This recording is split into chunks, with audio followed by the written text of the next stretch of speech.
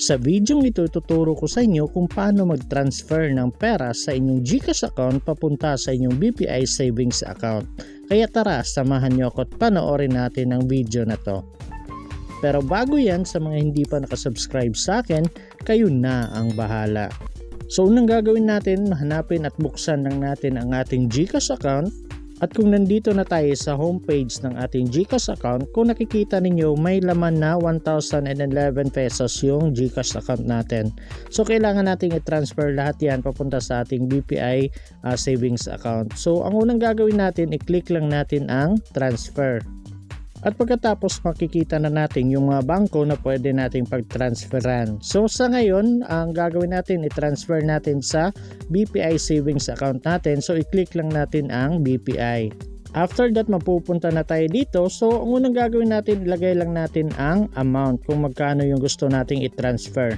So kagaya niyan, kailangan kong i-transfer lahat ng laman ng GCash ko, kaya tinry ko na ilagay yung 1,000 pesos. Pero hindi po siya pwede.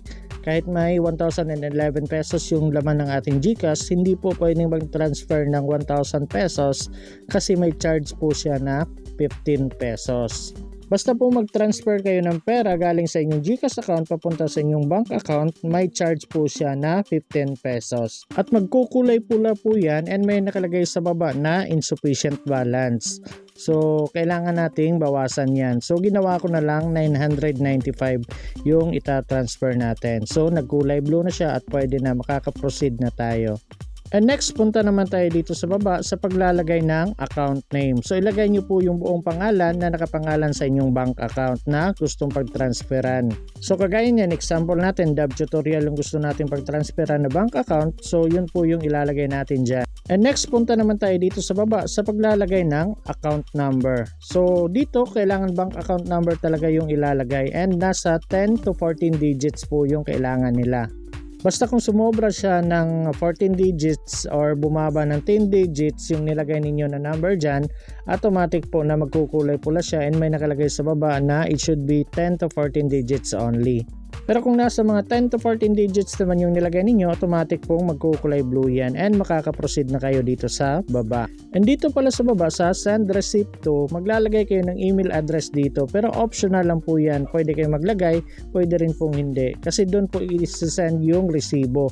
Pero huwag kayong mag-alala kung hindi kayo naglagay kasi may receipt naman na kayong matatanggap pa after niyong masend yung pera. Pwede nyo pa rin yung screenshot or ipaprint or i-forward ninyo sa mga kakilala ninyo. So kagaya niyan, okay na po lahat, nalagyan ko na lahat, then double check nyo na lang po, then pagkatapos i-click nyo na ang send money. After that, may makikita na kayong ganito, makikita nyo po yung account name, bank account number, tapos yung email address kung may nilagay kayo, pero kung wala din kayo makikita dyan, tapos magkano yung amount na gusto niyong i-transfer at kung magkano yung charge. Kagaya niyan, may 15 pesos na charge. So naging 1,010 pesos po yung makakaltas sa account natin. So kung na-review nyo na at okay naman lahat, i-click nyo na po ang confirm.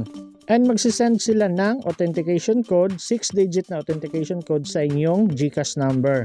Ganito po yung authentication code na message na matatanggap ninyo. Did you request to do the bank transfer?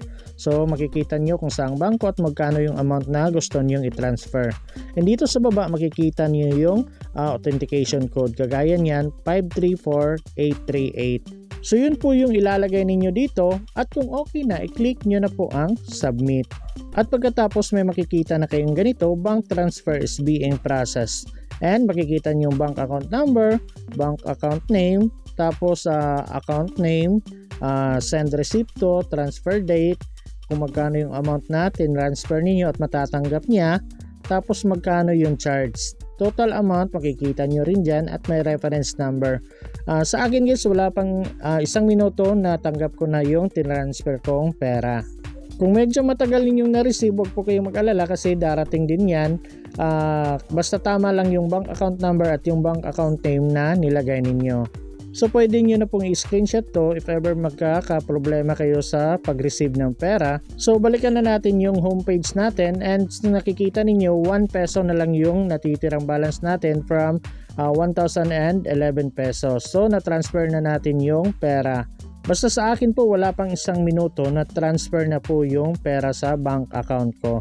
At sa mga naglagay ng email address, may marireceive din po kayong ganito, successfully transferred. So, na-transfer na po yung pera, makikita nyo yung bank account na pinag-transferan, bank account name, bank account number, tapos may reference number dyan kung anong date, anong petsa, anong oras, tapos may reference number din na nakalagay dyan at kung magkano yung amount na transfer ninyo. So yun lang guys, sana may natutunan kayo sa video na to and sana magamit nyo rin to, and please don't forget to like, share, and subscribe to my YouTube channel, and please don't forget to hit the notification bell para updated kayo sa lahat ng mga videos ko.